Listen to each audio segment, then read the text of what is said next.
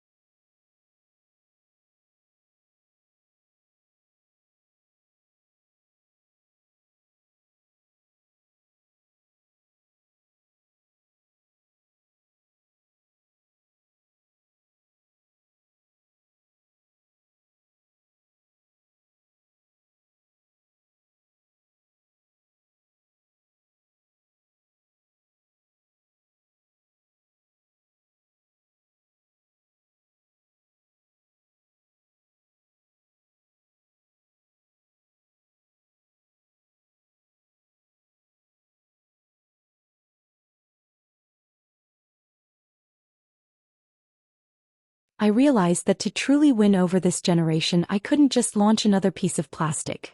I had to build an entire ecosystem that matches their identity. Using the research Claude and I unearthed, we created a program I call Balance.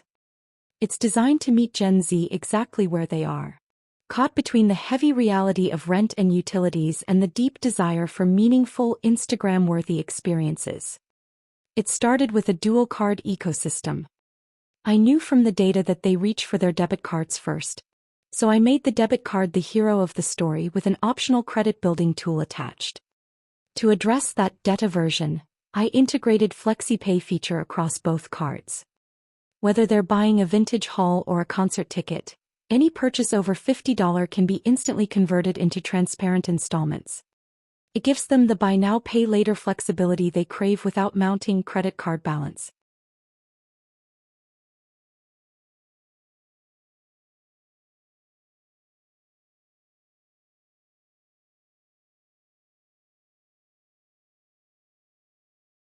The rewards program had to align with their actual lives.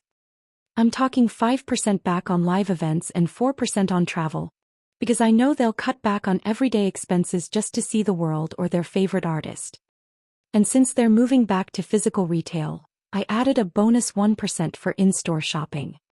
It's about rewarding the way they actually live, from their morning coffee to their eco-friendly B Corp purchases. But balance is more than just transactions. It's about radical transparency. I stripped away the fine print. No late fees, no hidden charges, and one simple, honest APR. To support their hunger for financial literacy, I built the Balance Academy directly into the program. It's an experience with an AI money coach and a credit score simulator, turning scary finance into a manageable skill.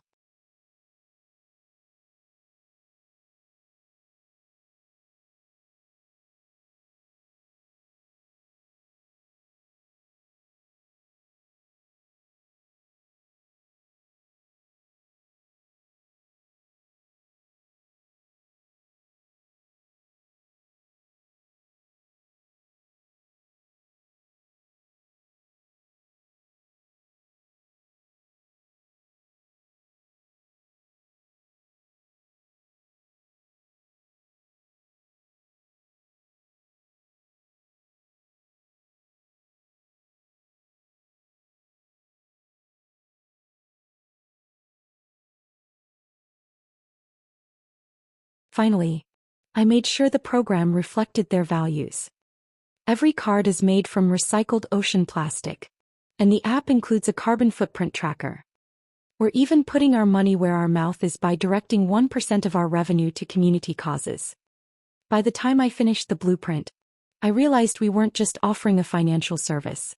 We were offering a partnership built on digital-first innovation and genuine ESG integration. It's credit on their terms, controlled, conscious, and completely clear.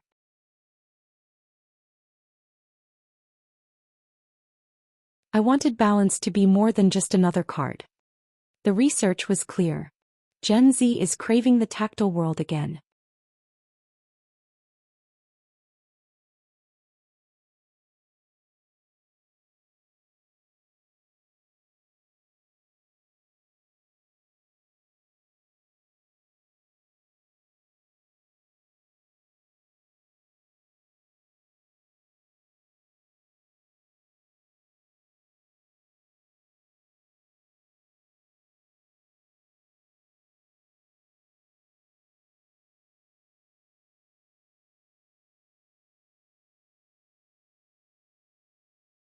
They value experience. I added the heartbeat of the program called Balance Drop. It's an exclusive VIP access pass. I didn't want this to be some stuffy corporate lounge. I wanted it to feel like the ultimate, if you know moment.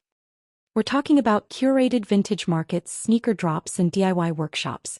The kind of experience pop-ups that make you actually want to leave the house. By partnering with local boutiques and emerging direct-to-consumer brands, we're creating an experience engine that helps our cardholders find their next favorite indie label before it goes viral. This is the vision. To keep it fair but aspirational, I designed a 3-tier access system. Every Balance member gets their foot in the door, but as they grow with us, Reaching Balance Plus or VIP status. The perks get real.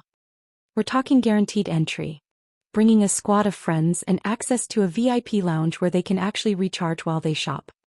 It's all about building social currency. These events are designed to be captured for TikTok and Instagram, turning every drop into a community moment.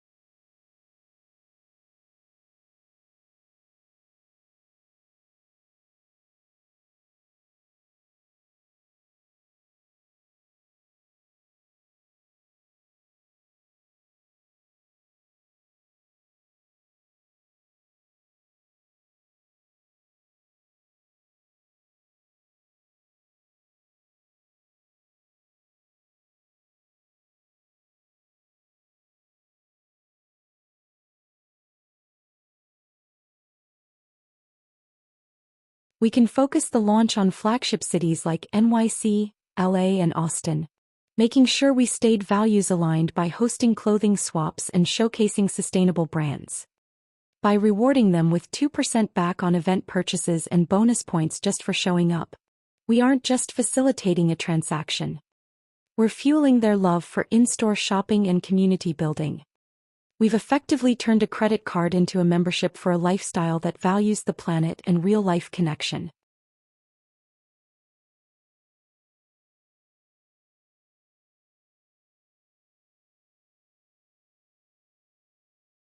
I knew that if I wanted to launch Balance, I couldn't use the tired, happy family in a sun-drenched kitchen imagery of traditional banks. Gen Z would see right through that. I went back to Claude with a question. What does a marketing campaign look like that actually speaks their language? The strategy we built together was an anti-marketing marketing. We started with a pre-launch hype phase that leaned into their collective frustration. Instead of promising wealth, we asked the blunt question, what if banking didn't suck? We launched a TikTok series calling out predatory practices and blurred out our card designs to create a sense of mystery, driving over 100,000 signups to a tiered waitlist before we even cut the ribbon. When it came time for the launch, we didn't buy a billboard, we took over the streets.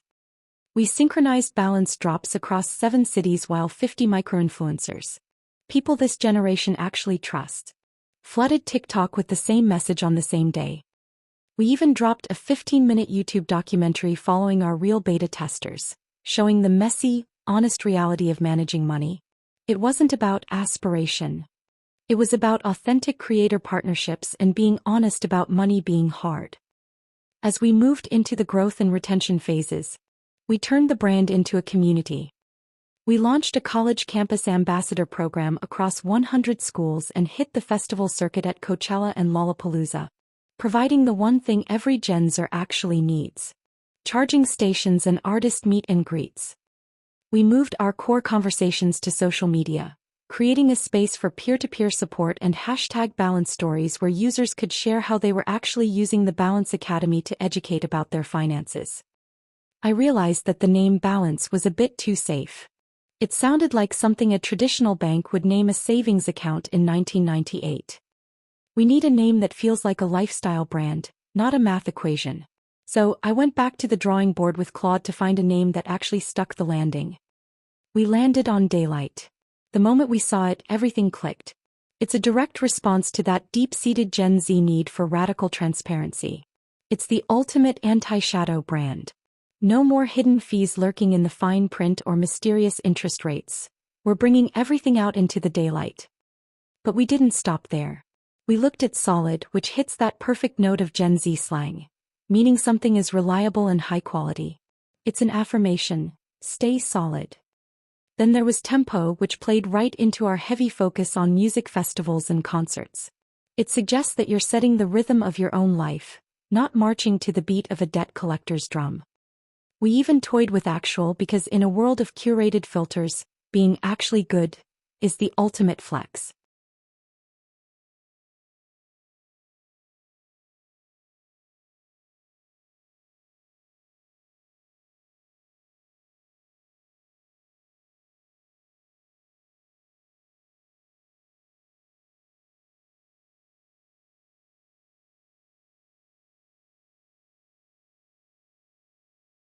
I realized that while daylight was a strong contender, it might have felt a little too bright for a generation that lives for the aesthetic of a late-night photo dump.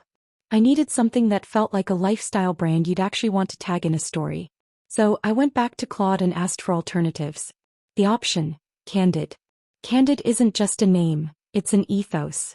In a world of heavily filtered lives and curated bank statements, Candid is the no-filter alternative. It speaks directly to that Gen Z craving for authenticity. The tagline practically wrote itself, candidly good banking. It turns a financial tool into a creative ally.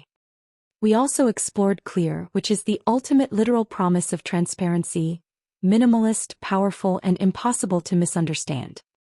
Then there was Beacon, which leaned into the discovery side of our research, acting as a guiding light for travel and experiences. We even looked at Noon for that high sun, nothing to hide energy, and Fresh for a clean slate approach to money.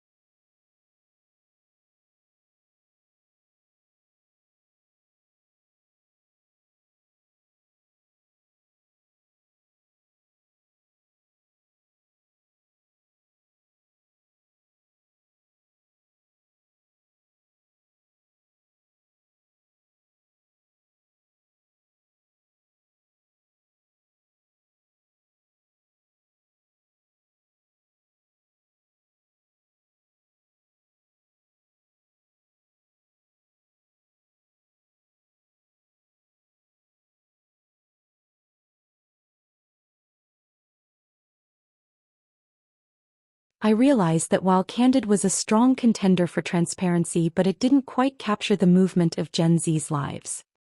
I wanted to explore Tempo because it felt rhythmic, alive, and connected to the festivals they'd sacrifice anything to attend. So I took that musical DNA back to Claude to get options, find a name that felt less like a clock and more like a heartbeat. We found the perfect evolution. Rhythm. It's Tempo's more soulful, more relatable sibling. Where tempo can feel a bit technical, like a metronome clicking away, rhythm is something you feel. It perfectly aligns with our research on how this generation manages their cash flow. They aren't looking for a rigid budget, they're looking to find their own flow between high-rent reality and high-experience indulgences. The tagline, "Find Your Rhythm," is an invitation, not a command. It says we're here to help them sync their spending with their values, whether that's hitting a rhythm session at a pop-up thrift market or using their card at a music festival. We also looked at Vibe, which is the undisputed heavyweight of Gen Z's daily vocabulary. It's ultra-relatable and turns every transaction into a vibe check, though it carries the risk of feeling a bit too casual as they grow older.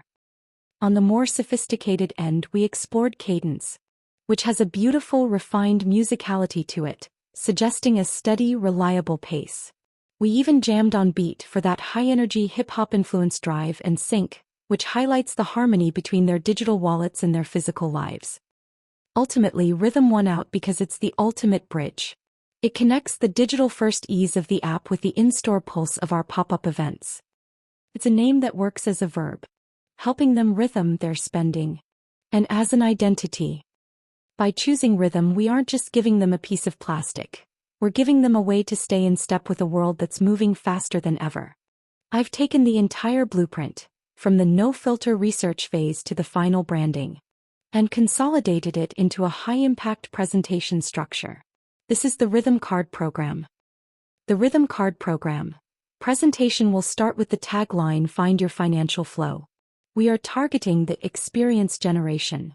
They spend on dining 37%, and entertainment 36%, but they are savvy, trading down on basics to afford the meaningful indulgences like travel and entertainment. The problem is that 63% have abandoned credit cards because they give them the ick. They have a $20,000 average debt, but 84% crave financial literacy. They feel unprepared and overcharged. Introducing the dual card solution. The Hook. A single app housing two cards. A debit card for their daily vibe check, and a credit card designed with training wheels to build their future without the fear. The Value-Added Service Ecosystem is a 2x4 grid showing the 8 value-added services. FlexiPays by Dow Pay Later, Experience Rewards, Rhythm Sessions, Rhythm Academy, Transparent Pricing, ESG Integration, Digital First Flow, and Credit Builder. To wrap this up, it's worth looking at how this journey actually happened. What started as a research report was transformed into a market-ready financial instrument through a high-speed collaborative loop with Claude. I didn't just ask an AI to write a paper. I used Claude as a strategic tool. By prompting the model to act as a product manager, we were able to sift through the noise of Gen Z's spending habits and translate those cold statistics into a living, breathing brand program. Claude acted as the bridge between research and execution. The result is a working pitch deck. It is a starting point for a brand that feels human, honest, and perfectly in sync with the generation it serves.